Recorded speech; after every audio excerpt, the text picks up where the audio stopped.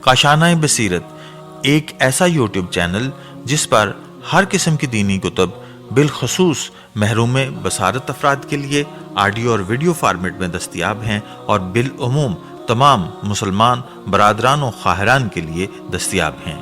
اس لیے آپ سے گزارش ہے کہ بیل آئیکن کو پریس کر کے ہمارے اس چینل کو ضرور سبسکرائب کیجیے تاکہ آئندہ آنے والی ہر کتاب آپ کو بر وقت ملتی رہے۔ کاشانۂ بصیرت، کاشانۂ بصیرت، کاشانۂ بصیرت، کاشانۂ بصیرت۔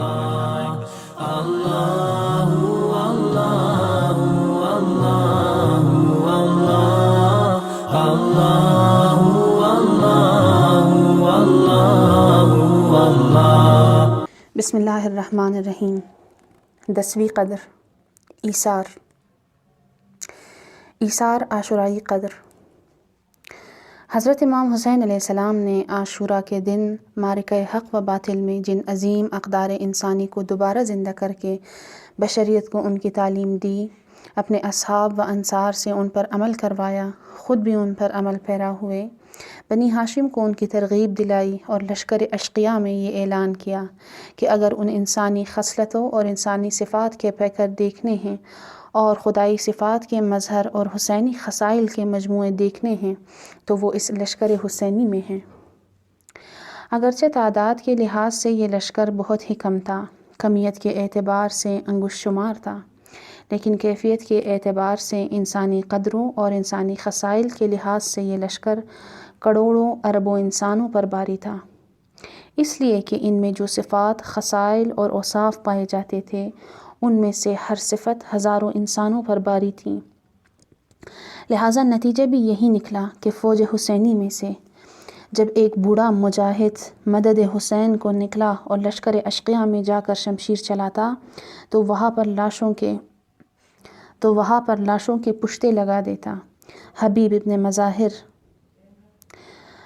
ابن مظاہر جیسا 90 سال کا بوڑھا، اقدار کا جنگجو، ایثار کا پیکر اور فداکاری کا نمونہ جب اشقیاء کے لشکر کے سامنے جا کر ظاہر ہوا تو دشمنوں نے راہ فرار اختیار کر لی، درحالے کہ بوڑھا صحابی نہ تو شمشیر اٹھانے کے قابل ہے، نہ گھوڑا دوڑوانے کے قابل ہے، نہ سپر اٹھانے کے قابل ہے، نہ نیزہ تھامنے کے قابل ہے، نہ ہی تیر روکنے کے قابل ہے اور نہ ہی تیر پھینکنے کے قابل ہے، لیکن ایثار اور فداکاری نے اسے ایسی وجاہت، شرافت اور شجاعت عطا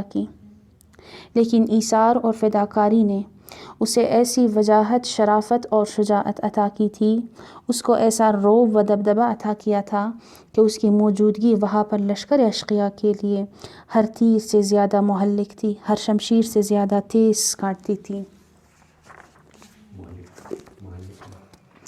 سید الشہداء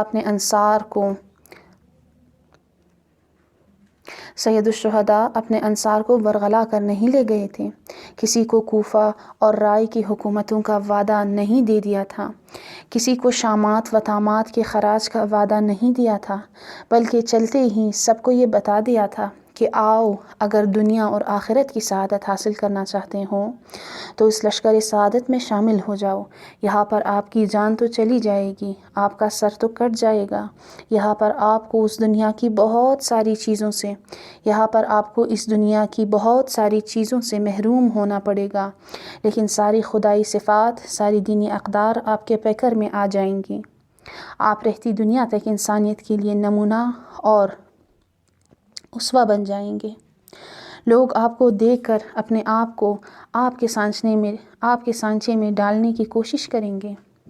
لیکن یہ لشکر اشقیاء جو ہزاروں کی تعداد پر مشتمل ہے، چونکہ منفی اقدار کا حامل ہے، یہ شیطانی صفات کا مالک ہے، تا قیامت بشریت کے لیے قابل نفرت بن جائے گا اور ہر فرد اس لشکر کے تمام افراد پر لعنت بیچتا رہے گا۔ ان عالی اقدار میں سے ایثار اور فداکاری ایسی صفت تھی جو سید الشہداء کے لشکر کے فرد فرد میں موجود تھی، لہٰذا ایثار کا سب سے اعلیٰ نمونہ شہدائے کربلا نے اپنے خون سے قائم کر دیا۔ محرم کی 2 تاریخ کو یہ لشکر کربلا میں وارد ہوتا ہے، اس وقت سے لے کر عصر عاشور تک جب اس لشکر حسینی کا سپہ سالار بھی شہید ہو جاتا ہے، تو جگہ جگہ قدم بقدم ایثار کے ایسے نمونے سامنے آتے ہیں جو کسی بھی مقام پر نظر نہیں آتے۔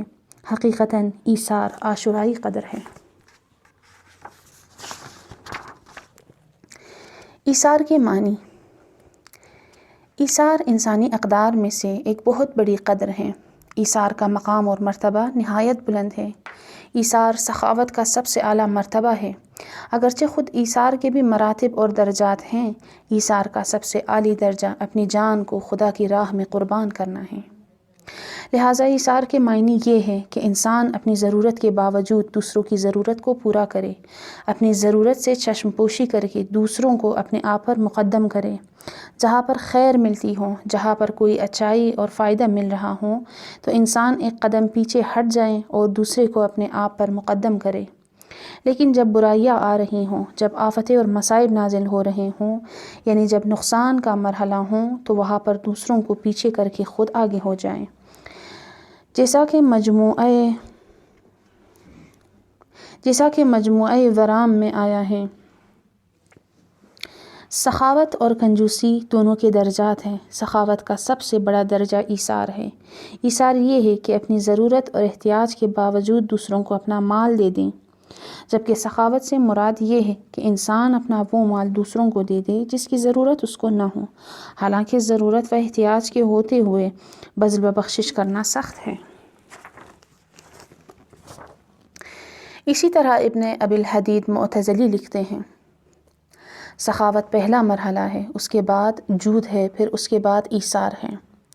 جو کچھ کسی کو دے اور کچھ اپنے لیے رکھے وہ سخاوت مند ہے۔ جو زیادہ دوسروں کو دے دے اور اپنے لیے تھوڑا سا رکھے وہ صاحب جود ہے۔ وہ شخص جو ناداروں کو اپنے آپ پر مقدم کرتے ہوئے اپنی ضرورت کی مقدار بھی دوسروں کو دے دے وہ صاحب ایثار ہے۔ ایثار بہت بڑی فضیلت ہے۔ بہت ہی چھوٹے چھوٹے کاموں سے اس کا آغاز ہوتا ہے۔ ایثار کے چھوٹے چھوٹے نمونے ہماری زندگی میں شب و روز پیش آتے ہیں۔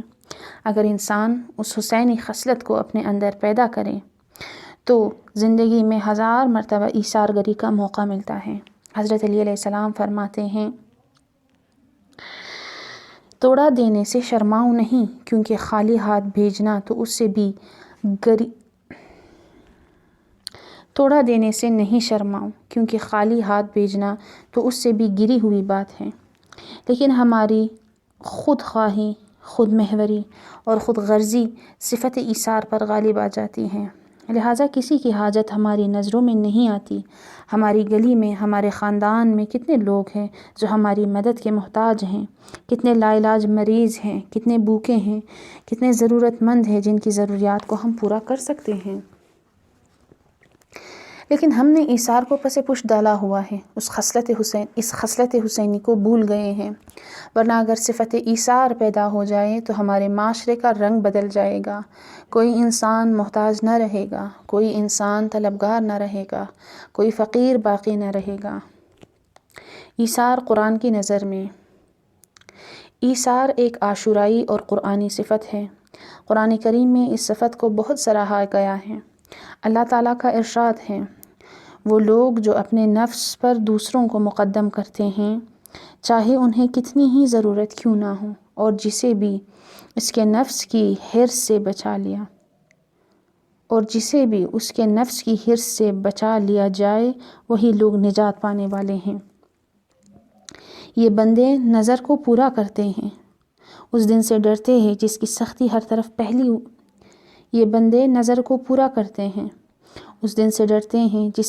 ہر طرف پھیلی ہوئی ہے۔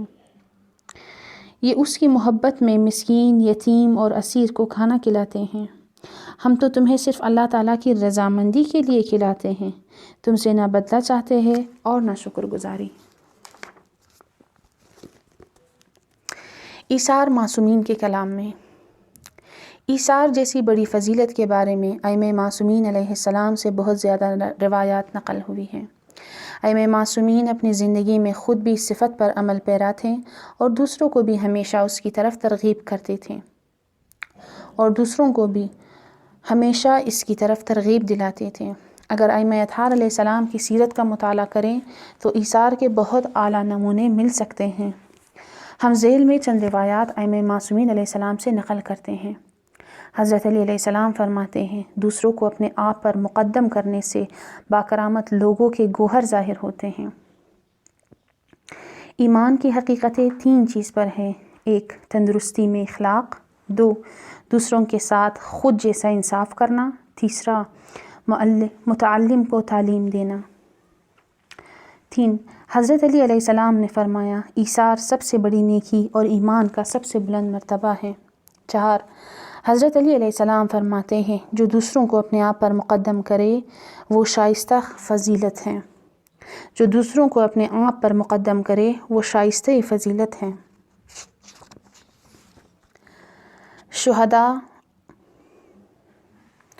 شہدائے احد ایثار کے پیکر۔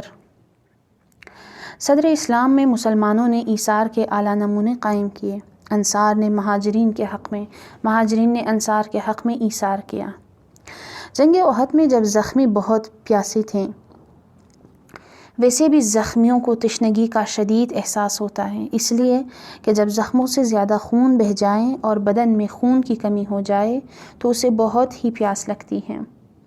اس جنگ میں 7 زخمی انتہائی پیاس کی حالت میں میدان میں پڑے تھے۔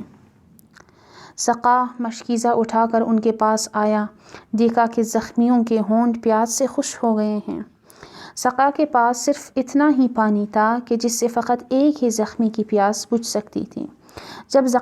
جب سقا نے ایک زخمی کو پانی پیش کیا تو اس نے اشارہ کیا کہ پہلے دوسرے کو دیجیے، وہ مجھ سے زیادہ پیاسا ہے۔ پانی پلانے والا اس کو چھوڑ کر دوسرے کے پاس گیا، اس کو پانی پیش کیا تو اس نے اشارہ کیا کہ پہلے اس تیسرے زخمی کو پلا دیں، وہ مجھ سے زیادہ پیاسا ہے۔ جب سقا تیسرے کے پاس آیا، اس نے چوتھے زخمی کے پاس بھیج دیا۔ اسی طرح سقا ہر ایک کے پاس جاتا وہ دوسرے کی طرف اشارہ کر دیتا۔ جب آخری زخمی کے پاس پہنچا تو پہلا زخمی دنیا سے چل کر شہید ہو گیا۔ ایک ہی بات دیگرے سب شہید ہو گئے، لیکن کسی نے پانی نہیں پیا۔ وہ جان گئی اور زخمی حالت میں اس دنیا سے پیاسے چلے گئے، لیکن ایثار کی اعلیٰ مثال قائم کر کے اپنے پیچھے چھوڑ گئے۔ اہل بیت ایثار کے اعلیٰ نمونے۔ اہل بیت اطہار ایثار کے وہ اعلیٰ نمونے ہیں جن کی کوئی نظیر نہیں ملتی۔ امیر المومنین کی ایثار گری اور فداکاری کے واقعات سے کتب تاریخ بھری پڑی ہیں۔ آپ ایثار کے اس مرتبے پر فائز تھے کہ شب ہجرت رسول خدا کے بستر پر سو کر اپنی جان کو رسول خدا کی جان پر نثار کر دیا۔ یہی تو ایثار کا آخری مرتبہ ہے۔ اس لیے خداوند متعال نے آسمانوں میں فرشتوں سے امیر المومنین کی ایثار گری کا تذکرہ کیا۔ اللہ نے فرشتوں کے سامنے امیر المومنین پر فخر و مباحات کیا، لہٰذا جبرائیل امین نازل ہوئے اور امیر المومنین کی شان میں یہ آیات لے کر نازل ہوئے۔ ایثار کا اس سے بڑا نمونہ اور کون سا ہو سکتا ہے؟ ایثار کی اس سے زیادہ بڑی مثال اور کون سی ہو سکتی ہے؟ قرآن کریم نے اہل بیت اطہار علیہم السلام کے ایثار پر جگہ جگہ مہر تصدیق ثبت کر دی ہے۔ سورہ حل عطا کو دیکھیے، پورا سورہ اہل بیت علیہ السلام کی مدح و ثنا میں نازل ہوا ہے۔ اس کی شان نزول میں مفسرین نے کہا ہے کہ ایک دفعہ حسنین مریض ہوئے، ان کو بخار ہوا۔ حضرت علی اور حضرت فاطمہ زہرا نے ان دونوں کی شفا یابی کے لیے نذر مانی کہ اگر خداوند متعال نے ان کو شفا عنایت فرمائے تو ہم 3 دن روزہ رکھیں گے۔ شفا یابی کے بعد حضرت علی علیہ السلام اور حضرت فاطمہ اور جناب فضہ نے روزہ رکھا۔ گھر میں کچھ کھانے کے لیے موجود نہیں تھا، لہٰذا امیر المومنین گھر سے باہر نکلے، کسی سے کچھ مقدار میں جو کا آٹا قرض لیا، گھر آ کر حضرت زہرا کو دے دیا۔ بی بی نے اپنے مبارک ہاتھوں سے نان جو کی چند قرص روٹیاں تیار کیں۔ بی بی نے اپنے مبارک ہاتھوں سے نان جو کی چند قرص روٹیاں تیار کیں۔ جب رات ہوئی، امیر المومنین علیہ السلام نماز مغربین سے فارغ ہو کر گھر تشریف لائے۔ روزہ افطار کرنے کا اہتمام ہوا۔ ابھی یہ خاندان افطار کے لیے بیٹھا ہی تھا، دسترخوان بچھایا ہی تھا کہ دروازے پر دستک ہوئی۔ فضہ نے جا کر پوچھا کون ہے؟ دستک دینے والا بولا، میں فقیر ہوں، در اہل بیت پر آیا ہوں، میں بھوکا ہوں، میرے بچے بھوکے ہیں۔ جب حسنین کے والدین نے یہ سنا تو اپنے حصے کا کھانا اٹھا کر فقیر کو دے دیا۔ فضہ نے جب دیکھا تو کہا کہ کیا میں آپ کے مکتب کی پلی ہوئی نہیں ہوں؟ کیا آپ نے مجھے ایثار نہیں سکھایا ہے؟ لہٰذا وہ بھی اٹھیں اور اپنے حصے کا کھانا فقیر کو دے دیا۔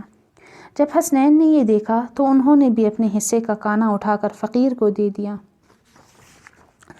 دن بھر روزہ رکھنے والے صرف پانی سے افطار کر کے سو گئے۔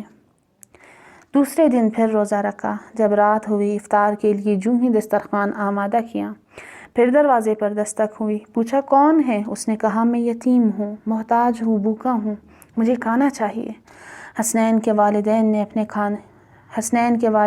اپنا کھانا اس کو دے دیا۔ ان کی اتباع میں حضرت فضہ اور حسنین نے بھی اپنا کھانا دے دیا اور دوسرے دن بھی روزہ پانی سے افطار کیا۔ تیسرے دن بھی روزہ رکھا تو روزہ افطار کرتے ہوئے پھر دروازے پر دستک ہوئی۔ تیسرے دن بھی روزہ رکھا تو روزہ افطار کرتے ہوئے پھر دروازے پر دستک ہوئی۔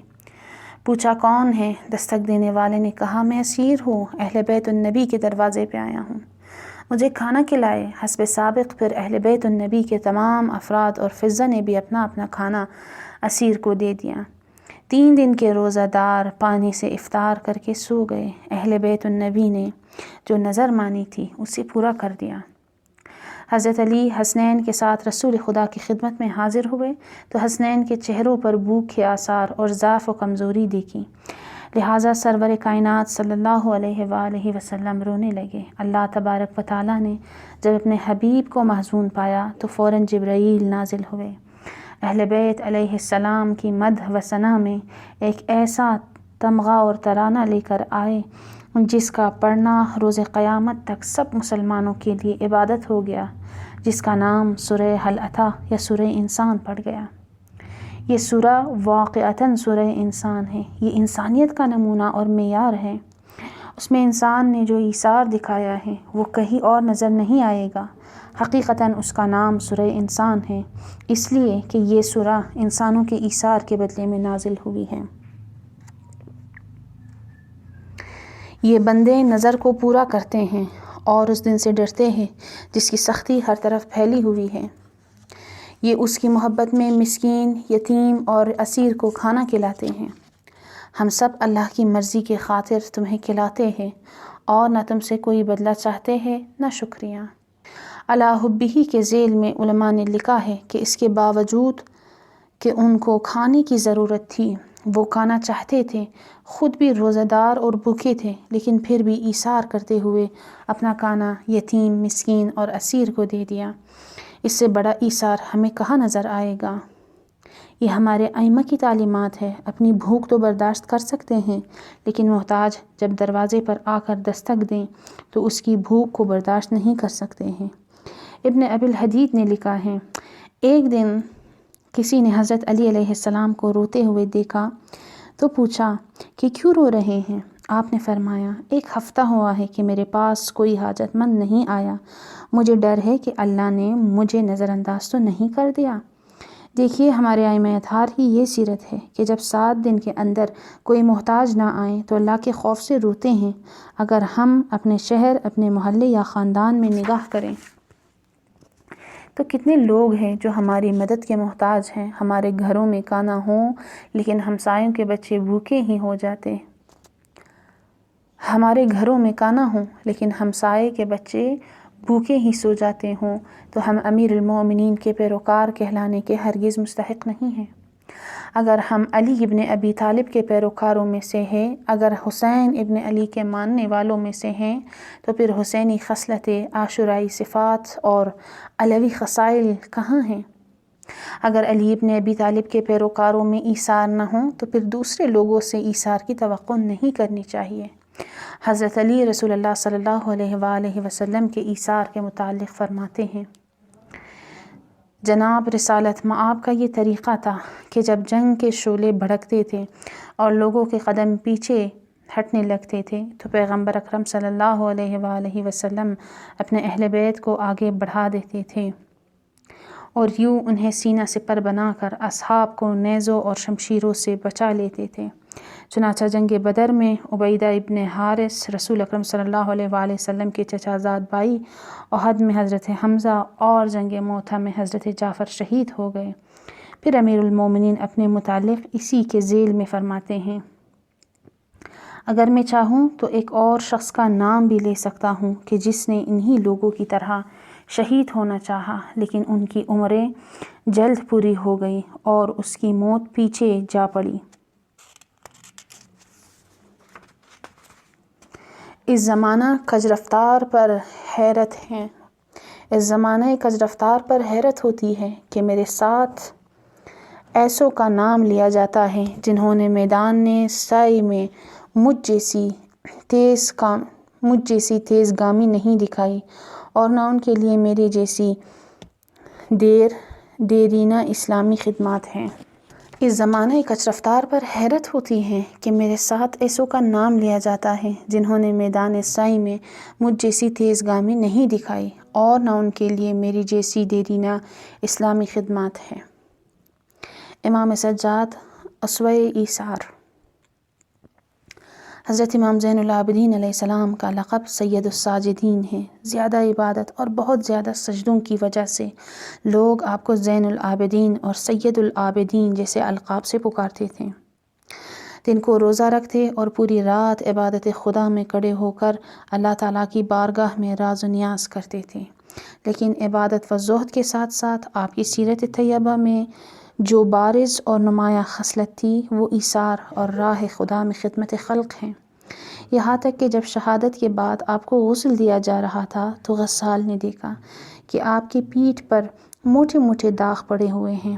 غسال حیران ہو کر پوچھنے لگا کہ امام کی پیٹھ پر یہ داغ اور نشانات کیسے ہیں؟ کسی نے کہا کہ شاید ان کوڑوں کے ہوں جو کربلا کے بعد اس سید نے اپنی پشت پر تحمل کیے ہیں۔ کسی نے کہا شاید ان رسیوں اور ہتکڑیوں کے نشانات ہوں جو کربلا سے شام تک آپ کی گردن میں پڑی رہیں۔ کسی نے کچھ کہا، لیکن جب آپ کے بیٹے امام باقر علیہ السلام سے پوچھا گیا کہ یہ کس کے آثار ہے تو فرمایا یہ غلے کی بوریوں کے آثار ہیں۔ میرے والد بزرگوار رات کو جب نماز تہجد کے لیے اٹھتے تھے تو نماز تہجد سے پہلے غلے کی بوریاں اٹھا کر ضرورت مندوں کے گھروں میں پہنچایا کرتے تھے۔ امام باقر علیہ السلام فرماتے ہیں میرے والد علی ابن الحسین نے مدینہ کے 100 فقیر گھرانوں کے اخراجات اپنے ذمے رکھے ہوئے تھے۔ یتیم، حاجت مند، اپاہج اور مسکینوں کو جن کا کوئی وسیلہ اور چارہ نہ ہوتا تھا کھانا پہنچانے سے بہت خوش ہوتے تھے، ان کو اپنے ہاتھ سے کھلاتے۔ ان میں سے جو صاحب عیال تھے وہ آپ کے طعام میں سے عیال کے لیے لے جاتے تھے۔ آپ کا طریقہ یہ تھا کہ ہر طعام کو کھانے سے پہلے اس کا صدقہ دیتے تھے۔ ایک اور حدیث میں امام باقر علیہ السلام سے نقل ہوا ہے، امام علی ابن حسین کی سیرت یہ تھی کہ آپ ہمیشہ روٹی کی بوریاں اپنی پشت پر اٹھا کر اسے خیرات کرتے تھے۔ ابو حمزہ سمالی اور سفیان ثوری نے کہا ہے کہ آپ فرمایا کرتے تھے کہ سر و پنہاں صدقہ دینا اللہ کے غضب کو خاموش کر دیتا ہے۔ امام سجاد علیہ السلام گھر گھر جا کر دستک دیتے، پھر اپنا چہرہ ڈھانپتے ہوئے بوری رکھ کر واپس ہو جاتے۔ کہیں ایسا نہ ہو کہ نماز تہجد پڑھنے والے سے خدا یہ کہہ رہا ہے کہ تیرے ہمسائے میں کیا خبر ہے، تیرے محلے میں کیا خبر ہے، وہ تو جان دے رہا ہے، وہ تو بھوک سے مر رہا ہے، کیا تم مجھے ورغلانے کے لیے آیا ہے، تو مجھے 2 رکعت نماز ایثار کرنے کے لیے آیا ہے؟ پہلے جا ایثار کر حاجت مندوں کی ضرورت پوری کرو، پھر اس کے بعد میری بارگاہ میں آؤ، کیونکہ یہ خدا کی مخلوق ہے۔ خالق کو اپنی مخلوق سے اتنی محبت ہے کہ امام رضا علیہ السلام نے فرمایا جس نے مخلوق کا شکر ادا نہ کیا اس نے خالق کا بھی شکر ادا نہیں کیا۔ لہٰذا جو مخلوق کے کام نہ آئے وہ خالق کے کام کیا آئے گا؟ خالق تک جو گلی جاتی ہے وہ مخلوق سے گزر کر جاتی ہے۔ جو مخلوق سے ہٹ کر کہیں خانقاہ تلاش کرے اس کو معلوم ہونا چاہیے کہ خالق خانقاہوں میں نہیں ملتا۔ رہبانیت میں نہیں ملتا، خالق دنیا سے کٹ جانے میں نہیں ملتا، بلکہ اپنی مخلوق میں ملتا ہے، انسانیت کو آباد کرنے میں ملتا ہے، انسانیت کی خدمت میں ملتا ہے۔ اگر رسول اللہ صلی اللہ علیہ وآلہ وسلم سے پوچھا جائے، ائمہ اطہار علیہ السلام سے پوچھا جائے کہ خالق کہاں ملتا ہے، تو یہی جواب دیں گے کہ معاشرے سے کٹ جانے میں خدا نہیں ملتا ہے، بلکہ اگر اپنے خالق کو ڈھونڈنا ہے تو اللہ کی مخلوق کی خدمت میں ملتا ہے۔ روایت میں ہے کہ رسول اللہ نے ایک دن اپنے کسی صحابی کے متعلق پوچھا کہ جو کافی مدت سے نظر نہیں آ رہے تھے کہ فلاں صحابی کہاں ہیں، کیوں نظر نہیں آتے؟ لوگوں نے آپ کو بتایا کہ وہ پہاڑ پر جا کر عبادت کرنے کا ارادہ رکھتا ہے، تو آپ نے اس کے بارے میں فرمایا، اسلامی سرزمین کے اطراف و اکناف میں مشکلات اور سختیوں کے حل کرنے پر صبر و استقامت دکھانا خلوت میں جا کر 40 سال عبادت کرنے سے بہت ہی زیادہ بہتر ہے۔ مومنین کی حاجت روائی اور خدمت خلق کے متعلق احادیث میں بہت تاکید کی گئی ہے، یہاں تک کہ ایک حدیث میں آیا ہے کہ کسی مومن کی حاجت کو پورا کرنا بیت اللہ کے 10 طواف کرنے کے برابر ہے۔ امام صادق علیہ السلام نے اسحاق ابن عمار سے فرمایا، اے اسحاق، جو بیت اللہ کا ایک طواف کرے تو اللہ اس کے لیے 1000 حسنات لکھتا ہے اور 1000 سیئات اس سے ہٹا دیتا ہے، 1000 درجے اسے اونچا کر دیتا ہے، جنت میں اس کے لیے 1000 درخت لگا دیتا ہے اور 1000 غلاموں کو آزاد کرنے کا ثواب بھی لکھتا ہے، یہاں تک کہ جب طواف کرتے ہوئے ملتزم تک آ جائے تو اللہ تعالیٰ اس کے لیے جنت کے 8 دروازے کھولتا ہے، پھر اسے کہتا ہے جس دروازے سے چاہوں داخل ہو جاؤ۔ اسحاق نے کہا، میں آپ پر قربان جاؤں، آیا یہ سب کچھ ایک طواف کے لیے ہے؟ فرمایا، ہاں، کیا اس سے زیادہ بہتر چیز کی تجھے خبر نہ دوں؟ اسحاق نے کہا، ہاں ضرور دیجیے۔ فرمایا، اور وہ یہ ہے کہ جو بھی کسی مومن بھائی کی ایک حاجت پوری کرے تو اللہ اس کے لیے لکھ دیتا ہے طواف طواف طواف، یہاں تک کہ امام نے 10 تک گنا۔ حضرت امام صادق علیہ السلام معلم ایثار۔ ہمارے ائمہ اطہار علیہ السلام کی زندگیاں دوسروں کے لیے گزری ہیں، انہوں نے الہی اقدار کو عروج تک پہنچایا، بلکہ ہمیشہ لوگوں کو اعلی اقدار کی تعلیم دیتے رہے، جو کچھ کرتے دوسروں کو سکھانے اور تعلیم دینے کے لیے انجام دیتے تھے، خود بھی تمام اعلی اقدار کے مالک تھے اور دوسروں کو بھی اس زیور سے آراستہ کرنے کی کوشش کرتے تھے۔ امام صادق علیہ السلام مکتب ایثار کے معلم ہیں۔ کہتے ہیں کہ ایک دفعہ مدینہ میں قحط پڑ گیا، کسی کے پاس کھانے کے لیے کچھ بھی موجود نہ تھا، لوگ بھوک کی وجہ سے مر رہے تھے۔ امام صادق علیہ السلام نے اپنے غلام سے پوچھا، ہمارے پاس کتنی گندم ہے؟ معتب نامی غلام نے بتایا، اب ہمارے پاس اتنی گندم ہے کہ بہت سے مہینوں کے لیے کافی ہے۔ تو امام نے فرمایا، اس ساری گندم کو بازار لے جا کر بیچ دو۔ معتب کہتا ہے کہ میں نے کہا، آج کل مدینے میں قحط پڑ گیا ہے، پھر ہمیں گندم مشکل سے ملے گی۔ تو امام نے فرمایا، ہر صورت میں جا کر اسے بیچ دو۔ معتب کہتا ہے کہ میں نے ساری گندم نکال کر بیچ دی۔ گندم بیچنے کے بعد امام صادق نے مجھ سے فرمایا، اب تم بھی دوسرے لوگوں کی طرح روزانہ کے حساب سے گندم خریدتے رہو۔ دیکھیے، یہ ایثار کا اعلیٰ نمونہ ہے۔ اگر امام اپنے گھر کے لیے رکھی ہوئی گندم لوگوں میں تقسیم نہ بھی کرتے تو کوئی جرم نہ تھا، لیکن وہ ایثار و فداکاری اجازت نہیں دیتی تھی کہ لوگ قحط میں مبتلا ہو کر مر رہے ہوں اور امام صادق علیہ السلام کے گھر میں گندم پڑی ہو۔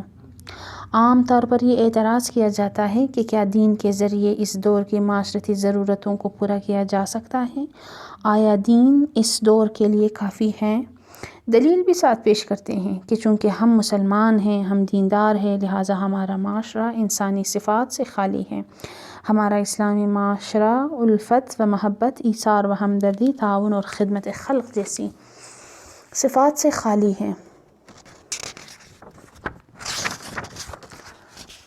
آپ مغربی معاشرے میں جا کر دیکھیے، وہ غیر مسلمان معاشرے ہیں لیکن انسانی ہمدردی وہاں پر نظر آئے گی، وہاں انسانی ایثار موجود ہے، وہ ایک دوسرے کی مدد کرتے ہیں، ایک دوسرے سے ہمدردی رکھتے ہیں، لیکن مسلمان معاشرے میں یہ سب کچھ نہیں ہوتا۔ اس اعتراض کا جواب یہ ہے کہ اگر ہمارے مسلمان معاشروں میں ہم ایک دوسرے کے ساتھ تعاون نہیں کرتے، ضرورت کے وقت ایک دوسرے کی مدد کو نہیں پہنچتے، اگر ہمارے معاشرے میں ایثار نہیں ہے، تو کیا یہ مذہب سے دوری کا نتیجہ ہے یا مذہب سے تمسک کا نتیجہ ہے؟ یہ عاشورائی اقدار کو چھوڑنے کا نتیجہ ہے یا عاشورائی اقدار کو اپنانے کا نتیجہ ہے؟ اگر لوگوں میں ہمدردی نہیں، لوگ اپنے آپ پر دوسروں کو مقدم نہیں کرتے ہیں، اس کو تو کوئی بھی مسلمان نہیں کہتا، اس لیے کہ دین تو کہتا ہے کہ تم مسلمان ہو، دوسرے کا درد دل میں رکھو، ایثار کرو، اپنی ضرورت پر دوسروں کی ضروریات کو مقدم کرو۔ لہٰذا جو بھی برائی نظر آتی ہے وہ دین سے دوری کا نتیجہ ہے۔ جہاں پر بھی کوئی قباحت، گندگی، پلیدگی ہے، وہ دین سے بے رغبتی کا نتیجہ ہے۔ اگر ہم کربلائی اور عاشورائی ہیں، اگر ہم مسلمان ہیں، تو ہمارے اندر یہ حسینی اقدار، خصائل اور یہ حسینی آثار کیوں نہیں؟ معلوم ہوتا ہے کہ ہم مکتب امام صادق علیہ السلام سے بے خبر ہیں، جس مکتب میں ایثار اور دوسرے مسلمان بھائیوں کی ضروریات کو پورا کرنے پر اتنی تاکید ہوئی ہے۔ اس مکتب کے پیروکار اگر ایثار نہ دکھائیں، اگر ایک دوسرے سے ہمدردی سے پیش نہ آئیں، تو یہ اس عالی مکتب سے لا تعلقی کا نتیجہ ہے۔ کربلا معراج ایثار۔ حضرت امام حسین علیہ السلام محسن انسانیت ہیں۔ امام حسین کا احسان فقط مسلمانوں پر نہیں ہے، فقط شیعوں پر نہیں ہے، فقط سنیوں پر نہیں ہے، بلکہ امام حسین کا احسان انسانیت پر ہے۔ اس لیے کہ اگر امام حسین علیہ السلام ایثار نہ کرتے تو نہ دین ہوتا، نہ ایمان، نہ اسلام، لہٰذا آج نہ کوئی سنی ہوتا، نہ کوئی شیعہ، سب کے سب غیر متدین ہوتے، دین نامی کوئی چیز نہ ہوتی، چونکہ اس دور کے مستکبرین نہ فقط تشیع کی اقدار کو مٹانا چاہتے تھے، نہ فقط سنی اقدار کو ختم کرنا چاہتے تھے، بلکہ انسانی اقدار کو مٹانے کے در پہ تھے۔ آج اگر کہیں انسان نظر آتا ہے تو وہ حسین کے اس عظیم ایثار کے طفیل نظر آتا ہے، امام حسین کے اصحاب اور بنی ہاشم کے ایثار کے طفیل نظر آتا ہے۔ اصحاب امام حسین مظہر ایثار۔ امام حسین کے اصحاب نے ایثار کو عروج پر پہنچایا۔ اگر لشکر امام حسین علیہ السلام میں پانی کی ضرورت محسوس ہوتی ہے تو اصحاب امام حسین میں مقابلہ شروع ہو جاتا ہے۔ ہر ایک کی یہ کوشش ہوتی ہے کہ وہ مشکیزہ اٹھا کر فرات کی جانب جائیں، دشمنوں سے لڑتے ہوئے اصحاب حسین، اولاد حسین اور مقدورات امام حسین کے لیے پانی لے کر آئیں۔ اگر حسین ابن علی کو کسی چیز کی ضرورت پڑتی ہے تو اصحاب میں سے ہر ایک کی یہ کوشش ہوتی ہے کہ وہ دوسرے سے پہل کر جائیں۔ اگر کہیں پر حفاظت کی ضرورت پڑتی ہے تو اصحاب کا آپس میں مقابلہ شروع ہو جاتا ہے کہ حفاظت کا کام اپنے ذمہ لے لیں۔ اگر امام حسین علیہ السلام کو میدان کربلا میں کبھی شہادت کی ضرورت پڑتی ہے تو ہر سپاہی کی یہ کوشش ہوتی ہے کہ وہ دوسروں کو اس میدان میں پیچھے چھوڑ جائیں، خود آگے بڑھ کر یہ سعادت حاصل کریں۔ لہٰذا جو ہی امام کے لب مبارک کھلتے تھے، فوراً انصار کی صف لگ جاتی تھی۔ وہ آ کر اپنی توجیہات بیان کرتے تھے کہ ان دلائل میں سے ان سے زیادہ حقدار ہوں۔ وہ آ کر اپنی توجیہات بیان کرتے تھے کہ ان فضائل میں میں ان سے زیادہ حقدار ہوں۔ لہٰذا جب امام حسین علیہ السلام نے عاشوراء کی صبح کو لشکر اشقیاء کے سامنے اپنی فوج کی صفیں بنائیں تو حبیب ابن مظاہر کی ترجیح یہ تھی کہ چونکہ میں سب سے بوڑھا ہوں لہٰذا مجھے سب سے پہلے بھیجا جائے۔ دوسری طرف وہب کی دلیل یہ تھی کہ میں عمر میں سب سے چھوٹا ہوں لہٰذا مجھے سب سے پہلے بھیجا جائے۔ جناب حر کا کہنا تھا کہ میری توبہ ابھی قبول ہوئی ہے، کوئی معصیت سرزد ہونے سے پہلے مجھے یہ موقع دیا جائے۔ زہیر ابن قین یہ کہتے تھے کہ چونکہ میں ان کے خاندان میں سے ہوں اس لیے مجھے ان کے ساتھ مقابلے کے لیے سب سے پہلے بھیجا جائے۔ ہر صحابی اپنی توجیہات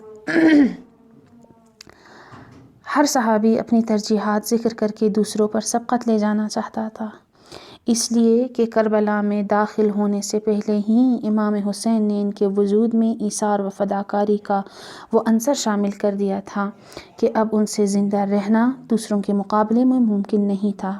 پیچھے رہنا ان کے لیے ننگ و عار سمجھا جاتا تھا، حالانکہ شب عاشور کو امام حسین نے ان کو بار بار رخصت کیا۔ شب عاشور کو امام حسین علیہ السلام اپنے اصحاب کے درمیان کھڑے ہو کر خطبہ ارشاد فرمایا: ہم پر جو کچھ نازل ہونے والا ہے وہ تم دیکھ رہے ہو، تم میری بیعت سے آزاد ہو، تمہاری گردنوں پر کوئی بیعت نہیں اور نہ ہی تمہارا میرے ساتھ کوئی عہد ہے۔ یہ رات چھا گئی ہے اور رات کی تاریکی سے فائدہ اٹھاتے ہوئے چلے جاؤ۔ اس قوم کا مجھ سے سروکار ہے، وہ میری طلب میں ہے۔ اگر وہ مجھ پر قابو پا لیتے ہیں تو پھر وہ کسی اور کی تلاش میں نہیں ہیں۔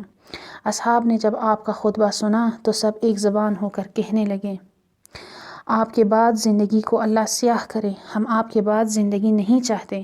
پھر ایک ایک نے کھڑے ہو کر جواب دیا: بھلا یہ کیسے ہو سکتا ہے ہم آپ کے دشمنوں کے نرغے میں چھوڑ کر چلے جائیں۔ پھر مسلم ابن اوسجہ کھڑے ہو کر کہنے لگے: کیا یہ ہو سکتا ہے کہ ہم آپ کو تنہا چھوڑ دیں؟ اگر ہم ایسا کریں گے تو آپ کے حق کی ادائیگی میں اللہ کو کیا عذر پیش کریں گے؟ خدا کی قسم میں ہرگز آپ سے جدا نہیں ہوں گا۔ جب تک میرے ہاتھ میں شمشیر ہے تو شمشیر چلاتے ہوئے ان کے سینے میں نیزہ ماروں گا۔ اگر میرے پاس کوئی اسلحہ نہ ہو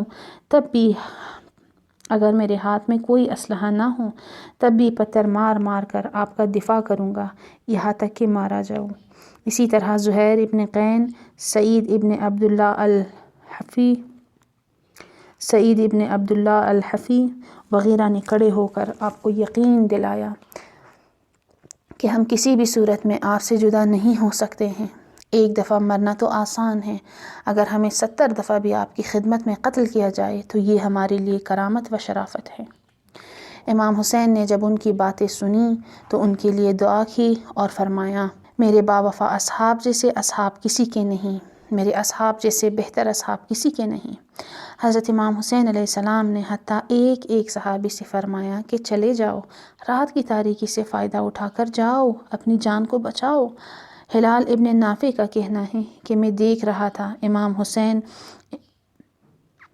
حسین تنہائی میں خیموں سے نکل کر میدان کی طرف جانے لگے، لہٰذا میں بھی اٹھا اور امام کے پیچھے پیچھے جانے لگا۔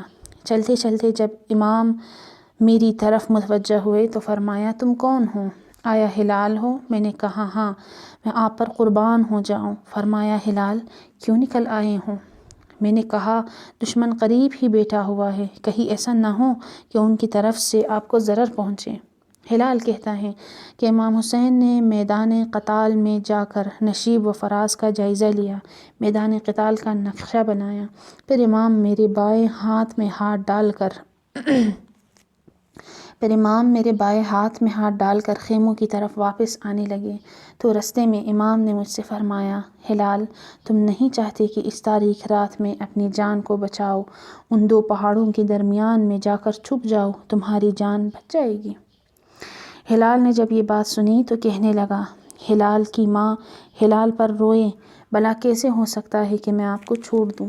حضرت زینب فرماتی ہیں کہ شب عاشوراء میں نے دیکھا کہ حبیب ابن مظاہر نے تمام اصحاب کو اپنے خیمے میں جمع کیا ہوا تھا، ان کے درمیان میں بیٹھ کر ان سے کہہ رہے تھے: میرے سپاہیوں، صبح جنگ شروع ہونے والی ہے۔ سب سے پہلے تم نے ہی میدان جنگ میں جانا ہے۔ ہم کسی ہاشمی کو خون سے رنگین نہیں دیکھ سکتے۔ جب تک ہم زندہ ہیں کسی بھی ہاشمی کو جنگ لڑنے کی اجازت نہیں دیں گے، تاکہ پھر لوگ یہ نہ کہیں کہ اصحاب حسین نے اپنے سیدوں کو آگے کیا اور خود پیچھے رہے۔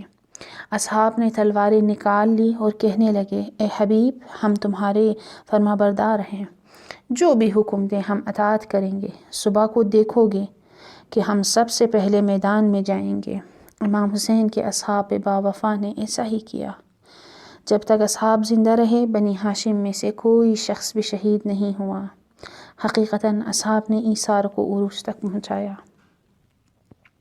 بنی ہاشم اسوہ ایثار۔ عاشورہ کے دن اصحاب کے شہید ہونے کے بعد جب بنی ہاشم کی باری آئی تو بنی ہاشم کے ہاتھوں ایثار کی معراج ہوئی۔ امام حسین نے بنی ہاشم کے ہاتھوں ایثار کو معراج عطا کی۔ حالانکہ امام حسین علیہ السلام نے شب عاشور کو اصحاب کی طرح بنی ہاشم کو بھی اپنی جان بچانے کی اجازت دے دی۔ آپ نے اپنے اہل بیت سے فرمایا، میں نے تمہیں آزاد چھوڑا ہے کہ مجھے چھوڑ دو، دشمن کو صرف میں مطلوب ہوں، لہٰذا مجھے اور اس قوم کو چھوڑ دو اور تم اس رات کی تاریکی سے فائدہ لے کر چلے جاؤ۔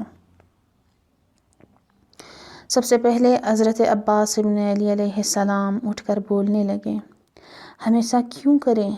کیا ہم آپ کے بعد بھی زندہ رہنا چاہتے ہیں؟ خدا کبھی بھی یہ نہ دکھائے کہ ہم آپ کے بعد زندہ ہوں۔ پھر آپ نے اولاد عقیل سے فرمایا، اے بنی عقیل، مسلم کی شہادت تمہارے لیے کافی ہے، تم چلے جاؤ، میں نے تمہیں اجازت دے دی ہے۔ بنی عقیل کہنے لگے، آپ کے بعد زندگی نہیں چاہتے، بھلا یہ کیسے ہو سکتا ہے کہ ہم فرزند فاطمہ کو دشمنوں کے نرغے میں تنہا چھوڑ دیں؟ خدا کی قسم ہم آخری دم تک لڑتے رہیں گے۔ جب امام حسین نے اپنے اصحاب اور بنی ہاشم کی استقامت اور صبر کو دیکھا تو اس کے بعد ان کو جنت میں اپنا اپنا مقام اور رتبہ بتایا۔ جب یہ باتیں ہو رہی تھیں تو حضرت قاسم علیہ السلام کے دل پر یہ گزر رہی تھی کہ کہیں ایسا نہ ہو کہ جن کے نام لیے گئے ہیں فقط ان کو شہادت نصیب ہو اور حسن کا بیٹا اس سعادت سے محروم رہ جائے۔ اٹھ کر پوچھتے ہیں، چچا جان، ان شہداء کی فہرست میں میرا نام بھی ہے یا نہیں؟ امام نے فرمایا، اے میرے بھیا کی یادگار، مجھے یہ بتاؤ موت آپ کو کیسی لگتی ہے؟ قاسم نے اپنے چچا کو جواب دیا، یا عم احلی من العسل۔ جب امام حسین علیہ السلام نے قاسم سے یہ جواب سنا تو فرمایا، قاسم نے اپنے چچا کو جواب دیا، یا عم احلی من العسل۔ قاسم نے کہا، موت تو مجھے شہد سے زیادہ میٹھی لگتی ہے۔ امام نے فرمایا، چچا تجھ پر قربان ہوں میرے بھائی کی نشانی، کل آپ بھی ان ایثار گروں کی صف میں اپنے ایثار کا اعلیٰ نمونہ پیش کرتے ہوئے فلاں مقام پر جام شہادت نوش کرو گے۔ یہ سننا تھا کہ قاسم کے چہرے پر رونق آ گئی۔ روز عاشور کو جب جنگ شروع ہو گئی، ہر ایک اپنی باری پر امام سے اذن جہاد طلب کر کے میدان قتال میں گیا۔ جب قاسم کی باری آئی تو چچا کو سلام کیا، پھر اذن جہاد طلب کیا۔ امام نے قاسم کو جلدی سے جنگ کی اجازت نہیں دی۔ لکھا ہے، قاسم نے چچا جان کے ہاتھوں اور پاؤں کو بوسہ دینا شروع کر دیا، پاؤں میں گر کر امام کے قدموں کو چومتے رہے۔ لکھا ہے، قاسم نے امام علیہ السلام کو زبان سے اجازت نہیں دی، صرف اتنا کہا کہ میرے بھائی کی نشانی، آؤ میرے بغل میں، خدا حافظی کے لیے تمہیں گلے لگا لو۔ دونوں چچا اور بھتیجا کافی دیر گلے لگے ہوئے روتے رہے۔ جس طرح قاسم کو جانے کی اجازت ملی، حضرت زینب علیہ السلام فرماتی ہیں کہ میں شب عاشور حضرت عباس کے خیمے کے باہر کھڑی تھی، خیمے میں شور و غل ہو رہا تھا۔ جب میں نے دیکھا کہ ابوالفضل العباس تمام بنی ہاشم کے درمیان شیر کی طرح گھٹنوں پر بیٹھے ہوئے ہیں، ان کو خطبہ دے رہے ہیں، حضرت عباس نے ان کو خطبہ دیا کہ جو میں نے امام حسین علیہ السلام کے علاوہ کسی سے نہیں سنا تھا۔ خطبہ کے آخر میں ان سے کہنے لگے، صبح کو سخت جنگ شروع ہونے والی ہے، تمہارا کیا خیال ہے؟ سب ایک زبان ہو کر کہنے لگے، آپ ہمارے سپہ سالار ہیں، جو حکم دیں ہم اطاعت کریں گے۔ تو حضرت عباس نے فرمایا، دیکھو یہ اصحاب ہمارے مہمان ہیں، سنگین بوجھ ہمیشہ اپنوں سے اٹھایا جاتا ہے۔ جب صبح ہو تو سب سے پہلے تم ہی میدان کارزار میں نکل جاؤ اور اصحاب کو پہلے نہ جانے دینا، تاکہ پھر لوگ یہ نہ کہیں کہ خود پیچھے رہے اور دوسروں کو آگے کیا۔ بنی ہاشم نے کہا، ہم ایسا ہی کریں گے۔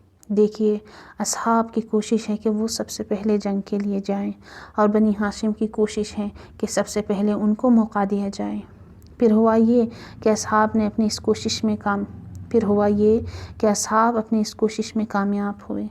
لہٰذا اصحاب پہلے جنگ کر چکے، لیکن جب بنی ہاشم کی باری آئی تو بنی ہاشم میں سب سے پہلے علی اکبر گئے، سب سے پہلے شہید علی اکبر ہیں۔ امام نے پہلے اپنے بھتیجوں کو نہیں بھیجا، پہلے اپنے بھائیوں، بھانجوں، چچا زادوں کو جنگ کے لیے روانہ نہیں کیا، بلکہ سب سے پہلے اپنا کڑیل جوان انتخاب کیا۔ فرمایا اب بنی ہاشم کی باری ہے، کون ہے جو بنی ہاشم میں سب سے پہلے میدان جنگ میں جائیں؟